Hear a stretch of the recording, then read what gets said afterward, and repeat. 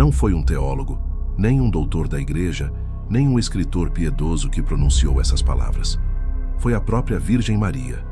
Em Fátima, diante de 3 crianças humildes e impressionadas pela visão do inferno, ela declarou com clareza: mais almas vão para o inferno por causa dos pecados da carne do que por qualquer outro motivo. Essa afirmação direta e simples é uma das mais fortes que já nos foram confiadas pelo céu. Não é opinião, é revelação. E se foi a mãe do próprio Cristo quem disse isso, não é algo para ser ignorado, adiado ou relativizado.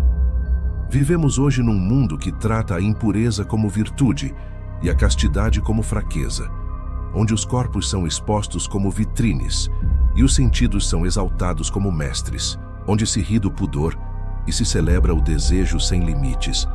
Mas quando a Mãe de Deus nos alerta para o perigo eterno dos pecados da carne, ela não o faz para condenar, ela o faz para salvar. Sua voz é de urgência, mas também de misericórdia. Ela vê com os olhos da eternidade aquilo que nós muitas vezes recusamos enxergar, que a alma se corrói quando o corpo domina, que a sensualidade desordenada, a pornografia, os vícios ligados à sexualidade e o desprezo à pureza não são apenas questões morais, são caminhos de morte espiritual. O catecismo da Igreja é claro. A castidade significa a integração correta da sexualidade na pessoa e, com isso, a unidade interior do homem em seu ser corporal e espiritual. CIC 2037. Quando essa integração é destruída, o ser humano se fragmenta. Ele deixa de ser templo do Espírito Santo e passa a ser objeto de desejo, de uso, de prazer. Mas a dignidade da pessoa humana não está em seu poder de sedução, nem em sua liberdade para explorar seus sentidos. Está na sua capacidade de amar como Deus ama, com pureza, com entrega, com fidelidade. O pecado da carne não está apenas em atos externos, mas começa nos pensamentos, nos olhares, nas intenções ocultas. Começa quando o outro deixa de ser um irmão e passa a ser um objeto. A impureza não destrói apenas relacionamentos, ela destrói a alma.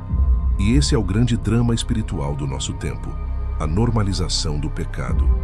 O que antes era vergonha, hoje é motivo de orgulho. O que antes era evitado, hoje é promovido.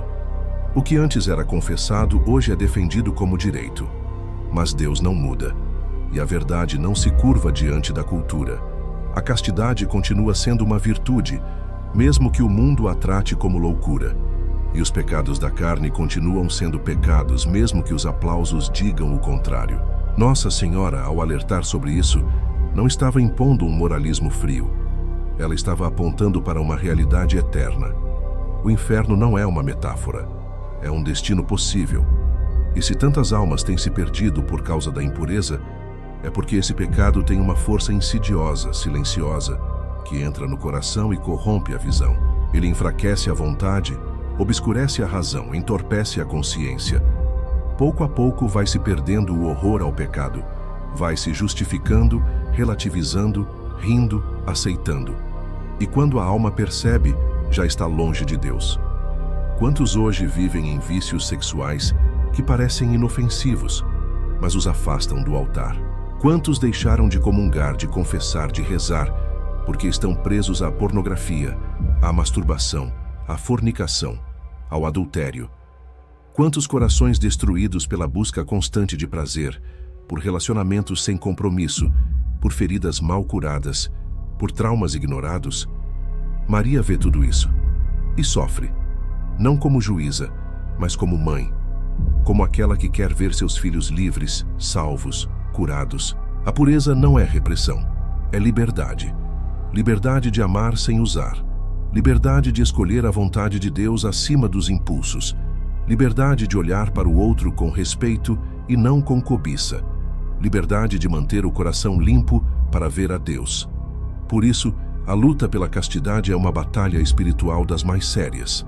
É combate diário, é renúncia contínua, é vigilância, mas também é fonte de alegria profunda.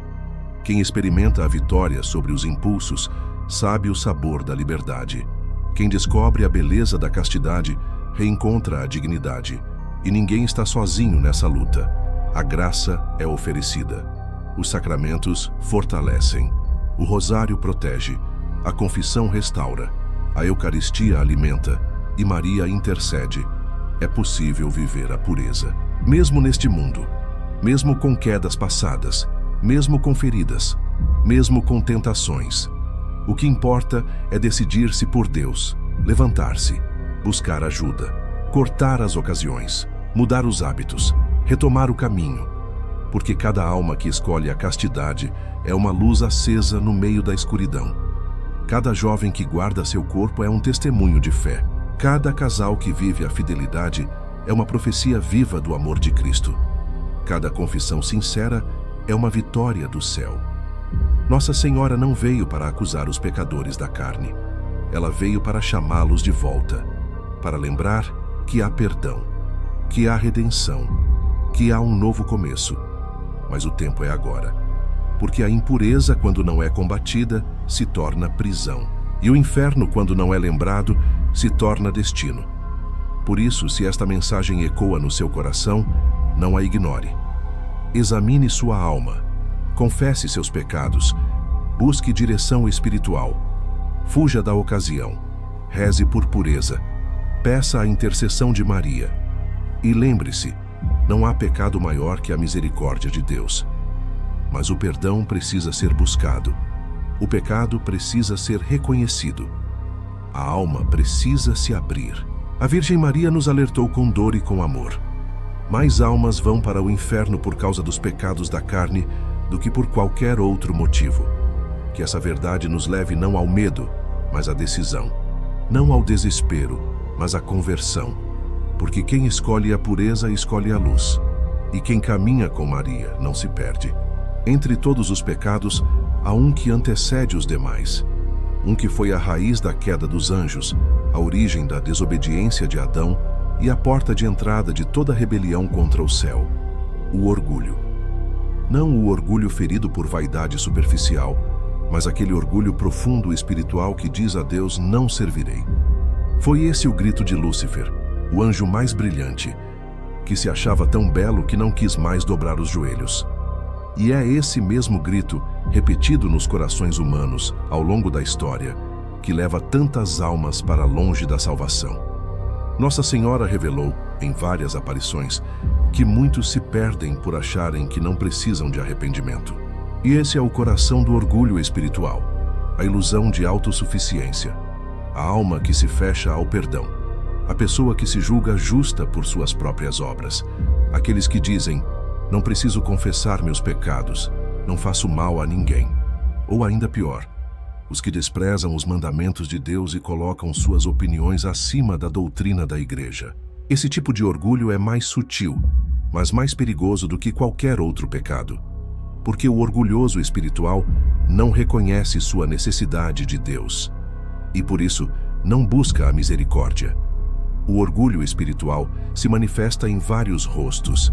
Está no fiel que se julga superior aos outros por cumprir regras externas, mas que tem o coração frio. Está no sacerdote que relativiza os ensinamentos de Cristo para agradar o mundo. Está no teólogo que distorce o evangelho para caber nas modas intelectuais. Está no jovem que rejeita a moral da igreja porque acha que o tempo mudou. Está no cristão que seleciona os mandamentos que quer obedecer e despreza o resto. Em todos esses, há uma raiz comum: a recusa de deixar Deus ser Deus. O catecismo da Igreja ensina que o pecado é uma rejeição voluntária do amor de Deus. Mas o orgulho vai além. Ele é a tentativa de ocupar o lugar de Deus. É o desejo de definir o bem e o mal por conta própria. É a rebelião silenciosa que se manifesta na autossuficiência espiritual. E esse tipo de pecado é especialmente perigoso porque mascara a consciência. O pecador impuro muitas vezes sabe que está em pecado. Mas o orgulhoso não, ele se engana, ele se justifica, ele se endurece e por isso fecha-se à salvação. Nossa Senhora vem como mãe para tentar quebrar essa resistência. Ela não acusa, ela implora, ela chora. porque vê quantas almas se perdem não por ignorância, mas por soberba, e isso a fere profundamente, porque o coração de Maria é humildade pura. Ela que foi cheia de graça, nunca se exaltou. Ela que carregou o Filho de Deus, nunca se colocou acima de ninguém.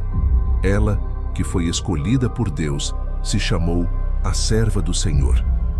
E por isso, não suporta ver filhos seus se fechando na arrogância espiritual, perdendo-se por não dobrarem o joelho. Esse orgulho também se manifesta na falta de obediência à Igreja.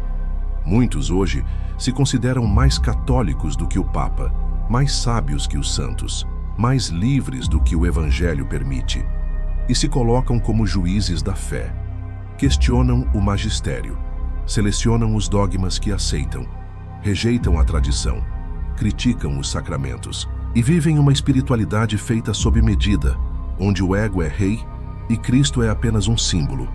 Esse tipo de rebeldia não leva ao céu, leva à separação, leva ao erro, leva à escuridão interior, porque a salvação não é construída pela vaidade intelectual, mas pela obediência amorosa. Nossa Senhora nos mostra o caminho oposto, o caminho da humildade, do silêncio, da escuta, da confiança. Ela não compreendeu todos os mistérios, mas guardava tudo no coração, e por isso é bendita entre todas as mulheres, porque ela se rebaixou, Deus a exaltou, porque ela se calou, Deus falou por meio dela, porque ela obedeceu, Deus a confiou à Igreja. O orgulho espiritual rejeita essa escola, mas os santos, todos os santos, beberam nela. Foram humildes, foram obedientes, foram pequenos. Quem quer se salvar precisa reconhecer sua fraqueza, precisa dobrar o joelho, precisa pedir perdão, precisa se confessar, precisa aceitar correção, precisa obedecer mesmo quando não entende. E isso é difícil para o orgulhoso, porque ele quer controlar tudo, quer dominar, quer ter razão. Mas no reino de Deus o maior é o menor, o mais santo é o mais escondido, e o mais próximo de Deus é aquele que mais reconhece sua miséria. Quantas almas poderiam estar no céu se tivessem se humilhado? Quantas ainda podem ser salvas se deixarem o orgulho de lado? Quantas vidas poderiam ser transformadas se dissessem apenas: Senhor, eu não sei, mas confio. Eu não sou, mas creio. Eu não posso, mas espero. Essa é a oração do humilde, e é essa oração que abre o céu. Nossa Senhora vem para nos ensinar essa humildade e vem para denunciar o perigo do orgulho. Ela nos alerta, como boa mãe, que não podemos salvar a nós mesmos, que não somos donos da verdade, que não podemos julgar os outros com superioridade, que precisamos nos deixar formar, corrigir, conduzir, porque quem se exalta será humilhado, mas quem se humilha será exaltado. E é exatamente essa inversão que o Evangelho propõe. Não o sucesso diante dos homens, mas a fidelidade diante de Deus. Não a popularidade, mas a santidade. Não a aprovação do mundo, mas o aplauso do céu. E esse caminho começa com a humildade, começa com o arrependimento, começa com o reconhecimento de que somos pecadores, de que precisamos da graça, de que não somos nada sem Deus. Se há orgulho em seu coração, peça a Maria que o destrua. Se há autossuficiência, peça que ela te ensine a depender de Deus. Se há rebeldia, peça que ela te leve à obediência, porque o coração que se fecha na soberba não se abre à salvação, mas o coração humilde é morada de Deus. E se esta palavra te tocou, não a deixe passar. Reze, medite, confesse e ajude outros a se libertarem do orgulho espiritual. Compartilhe esta mensagem com quem precisa ouvi-la. Que Maria, modelo de humildade, reine sobre o seu coração, e que a sua alma, livre do orgulho, encontre o caminho seguro da salvação. Nossa Senhora de La Salette apareceu chorando. Suas lágrimas não eram simbólicas, não eram poéticas, eram reais. Ela chorava ao anunciar: o nome do meu filho é blasfemado sem cessar.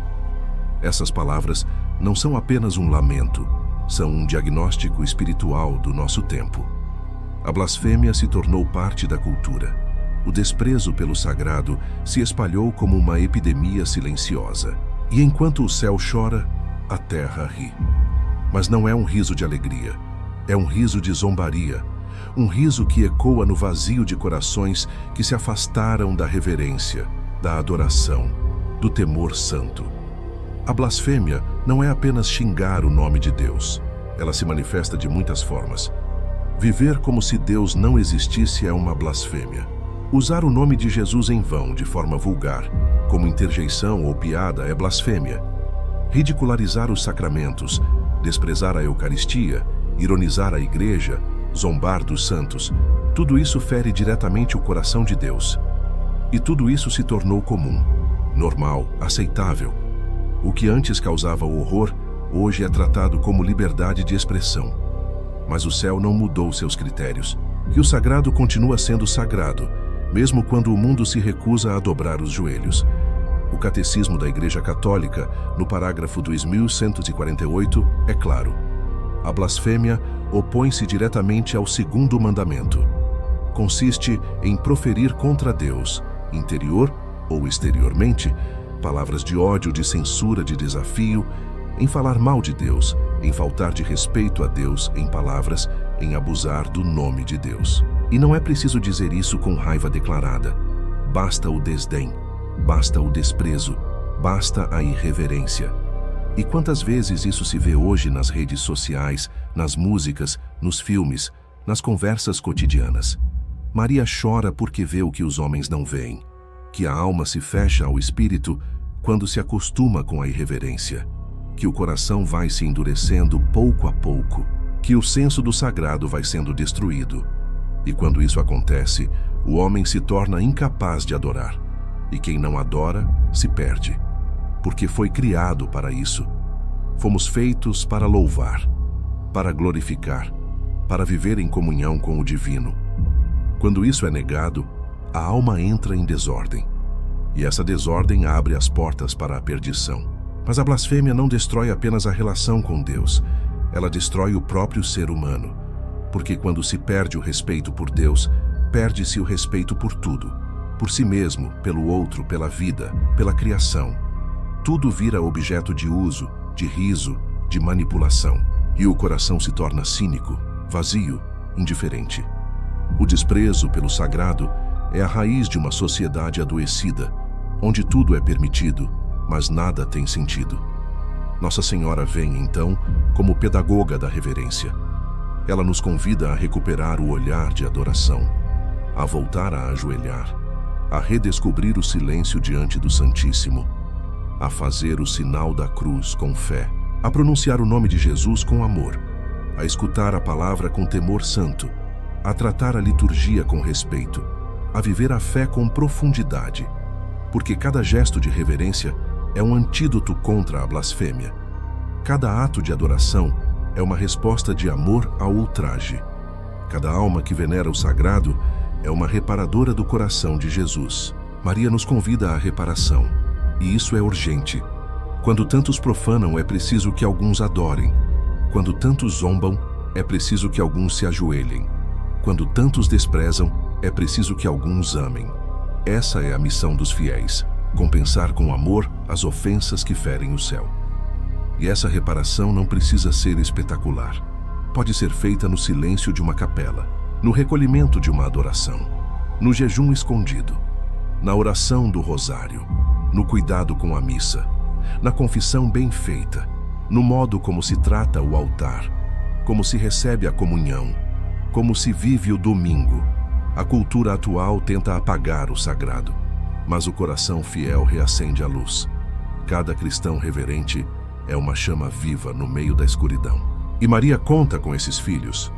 Conta com os que ainda acreditam que o nome de Deus é santo, que a cruz não é um enfeite, que o altar não é um palco, que o padre não é um animador, que a liturgia não é um show. Conta com os que têm sede de sacralidade, porque são esses que sustentam o mundo com suas orações. São esses que seguram a mão da mãe. São esses que permanecem de pé, como João aos pés da cruz. A blasfêmia será julgada, mas agora é tempo de misericórdia, tempo de conversão, tempo de retorno, tempo de recomeço. Se você já zombou da fé, peça perdão. Se já profanou com palavras, se arrependa. Se já desprezou o que é santo, volte ao altar, porque a misericórdia de Deus é infinita, mas exige arrependimento. Ele quer restaurar, Ele quer curar, mas precisa de um coração contrito. E se você ama o sagrado, então ame com mais força, ame com ações, ame com reverência, ame com testemunho, e ajude outros a fazerem o mesmo. Fale com respeito de Deus. Evite ambientes que profanam. Denuncie o que é blasfêmia. Ensine seus filhos a respeitarem o nome de Jesus. Guarde o silêncio nas igrejas. Valorize os sacramentos. Honre os santos. Defenda a fé. E, sobretudo, adore. Porque a adoração é a resposta mais profunda ao desprezo. Quando muitos se levantam contra Deus, é hora de se ajoelhar. Quando muitos gritam, é hora de silenciar. Quando muitos blasfemam, é hora de proclamar: Santo, Santo, Santo é o Senhor. E é essa santidade que salva, que cura, que ilumina, que transforma. Maria chora, mas não se desespera. Ela acredita nos filhos fiéis. E com ela, somos chamados a reparar, a amar, a nos consagrar, a dizer com a vida inteira: Senhor, nós te adoramos, nós te bendizemos, nós te glorificamos. Porque o nome de Jesus é santo, porque a Eucaristia é sagrada, porque o céu merece reverência e porque a blasfêmia só será vencida com a força do amor adorador. Existe um tipo de pecado que não se comete com gritos, nem com escândalos, nem com transgressões evidentes. É um pecado silencioso, mas mortal. Um pecado que vai matando a alma pouco a pouco, sem que ela perceba. Nossa Senhora alertou sobre isso em muitas aparições. O pecado da indiferença, da omissão e da frieza espiritual. Talvez ele não chame atenção como os outros. Talvez não seja falado nos púlpitos com a mesma ênfase. Mas aos olhos de Deus é um dos mais perigosos, porque transforma o coração em pedra. E um coração de pedra não responde à graça. É a indiferença que faz o homem viver como se Deus não existisse. É a omissão que impede alguém de defender a verdade quando ela é atacada. É a frieza que leva o cristão a se acostumar com a mediocridade espiritual. Quantos vivem anos frequentando a igreja, mas sem vida interior? Quantos se dizem católicos, mas nunca rezam? Quantos participam da missa, mas com o coração distante, mecânico, frio?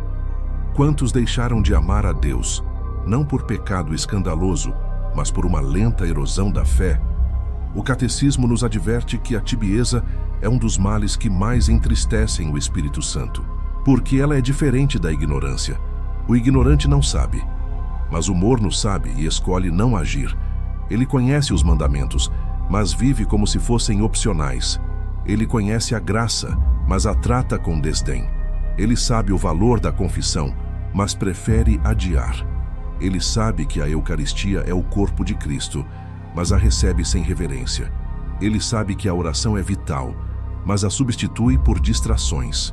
Esse é o drama do católico indiferente. Ele vive com a verdade diante dos olhos, mas sem paixão por ela. A omissão é filha da indiferença. É quando, diante do mal, escolhemos o silêncio. É quando a fé é atacada e permanecemos calados. É quando vemos o erro sendo ensinado e não temos coragem de defender a doutrina. É quando uma alma ao nosso lado caminha rumo ao abismo e não nos movemos por amor. Nossa Senhora já disse: o silêncio dos justos clama ao céu, porque não basta não fazer o mal, é preciso fazer o bem. Não basta não cometer pecado, é preciso ser luz no meio das trevas. O cristão não pode ser neutro, ele precisa ser sinal, precisa ser resposta, precisa ser sal da terra. E o que dizer da frieza espiritual? É um veneno lento, que vai anestesiando a alma, vai apagando o ardor, vai matando o zelo, vai destruindo a intimidade com Deus.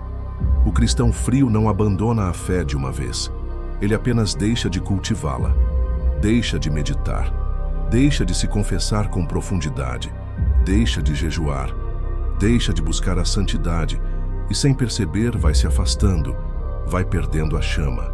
E quando a chama se apaga, a alma fica vulnerável. Aos poucos, o pecado deixa de incomodar. A oração se torna peso, a missa se torna rotina, a adoração se torna rara, e a graça, antes tão desejada, já não faz diferença. Nossa Senhora vê tudo isso e sofre, porque sabe que muitos se perderão não por maldade aberta, mas por indiferença contínua, porque deixaram a alma adormecer, porque não vigiaram, porque não combateram o bom combate, porque se acomodaram.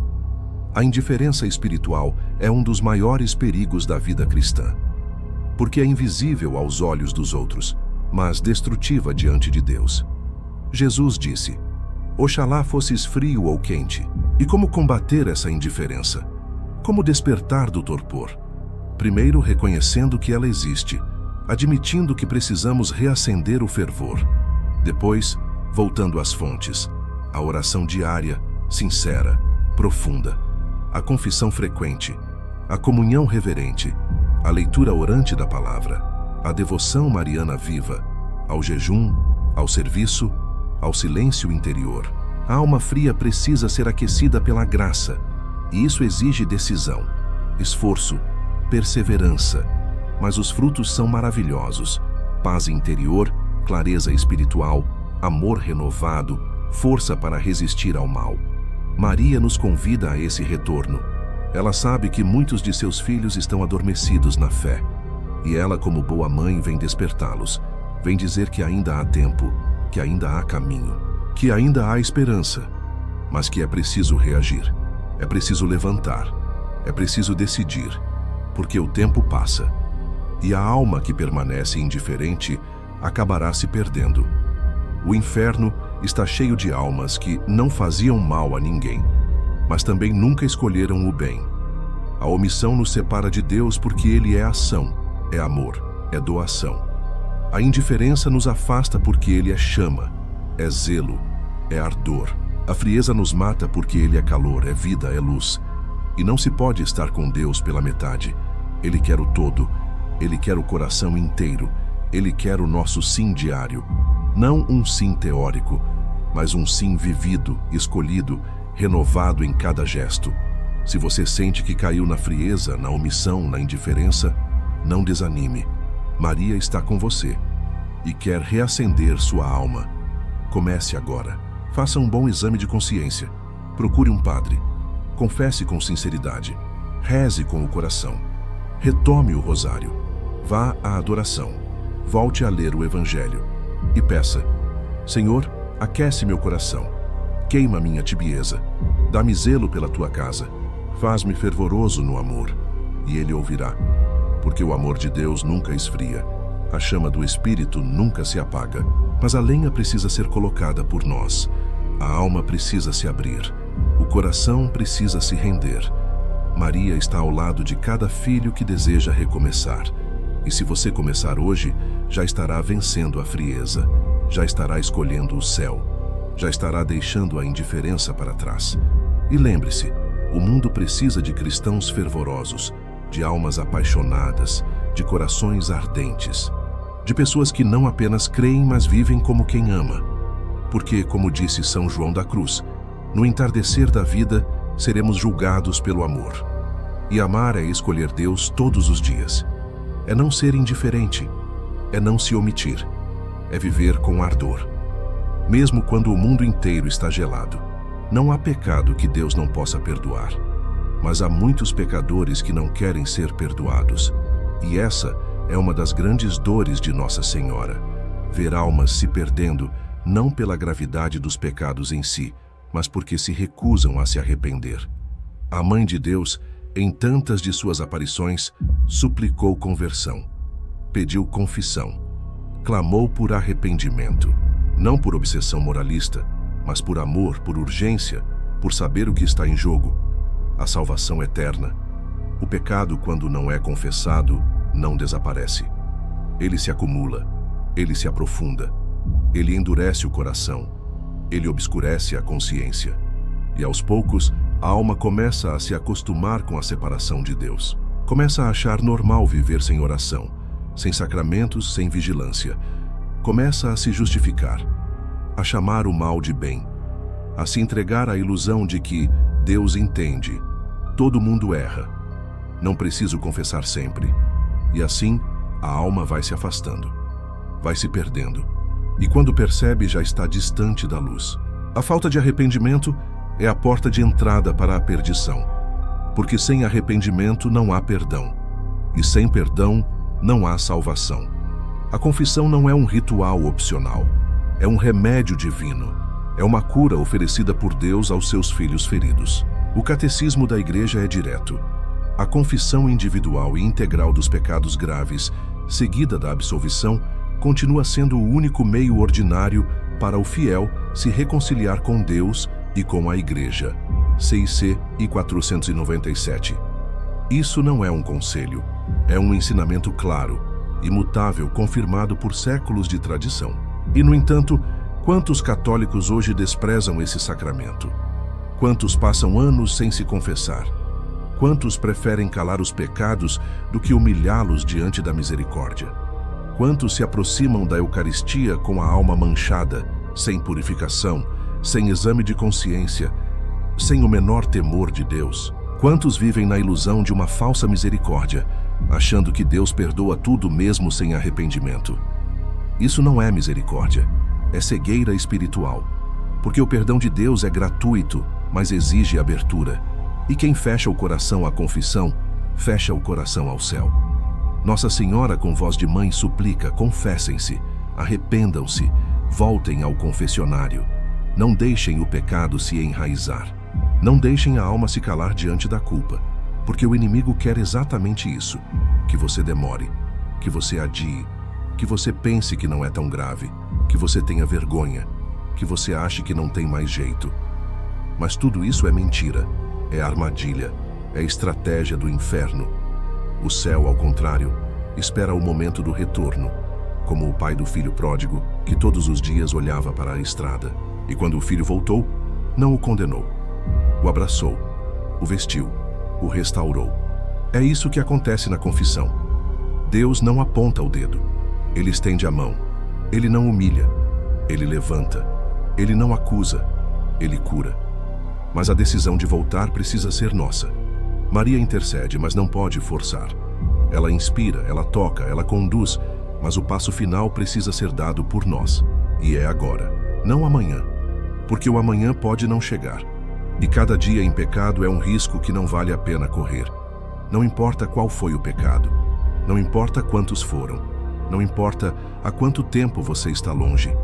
Existe perdão, existe reconciliação, existe nova vida. Basta um coração arrependido, basta uma confissão sincera, basta um desejo real de mudar. E tudo se transforma. A alma se ilumina, a paz retorna, a graça floresce, o céu se alegra. Porque, como diz o Evangelho, há mais festa no céu por um pecador que se arrepende do que por 99 justos. Mas atenção, arrependimento não é apenas sentimento, é decisão, é mudança de vida, é abandono do pecado, é luta diária, é dizer não às ocasiões, é cortar hábitos, é evitar pessoas ou lugares que levam à queda, é viver na luz. E isso só é possível com os sacramentos, com direção espiritual, com oração constante, com jejum, com leitura da palavra, com consagração a Nossa Senhora. Sem isso, o arrependimento se torna apenas um desejo vago, mas com isso, ele se torna um caminho de santidade. E é esse caminho que Maria nos propõe. Um caminho seguro, exigente sim, mas libertador. Um caminho que passa pela cruz, mas termina na ressurreição. Um caminho onde a confissão não é peso, mas alívio. Onde o perdão não é humilhação, mas glória. Onde a conversão não é derrota, mas vitória. Cada alma que se confessa bem, desarma o inferno. Cada coração arrependido faz o céu se abrir. Cada vida que retorna se torna um testemunho vivo da misericórdia de Deus. Se você sente que precisa voltar, volte. Se você está longe dos sacramentos, aproxime-se. Se você tem carregado pecados escondidos, entregue. Se você tem medo ou vergonha, confie. Deus já sabe. E mesmo assim te espera com amor. Ele quer te restaurar. Ele quer te salvar. Mas precisa do seu sim. E se essa palavra tocou seu coração, então não a deixe morrer aqui. Responda a esse chamado. Tome a decisão de se confessar ainda esta semana. Retorne à graça, recomece com coragem e ajude outros a fazer o mesmo. Curta este vídeo para que mais pessoas recebam essa mensagem. Inscreva-se no canal se quer continuar sendo alimentado com verdades que libertam a alma. Ative o sininho para não perder conteúdos que fortalecem a fé. E compartilhe este vídeo com quem você ama. Porque talvez, por meio desse gesto simples, uma alma se converta. E uma alma convertida é uma vitória eterna. Nossa Senhora está intercedendo por você. Jesus está esperando por você. O céu está aberto e o tempo é agora. Escolha o arrependimento, escolha a confissão, escolha a salvação. E o resto será graça sobre graça. Amém.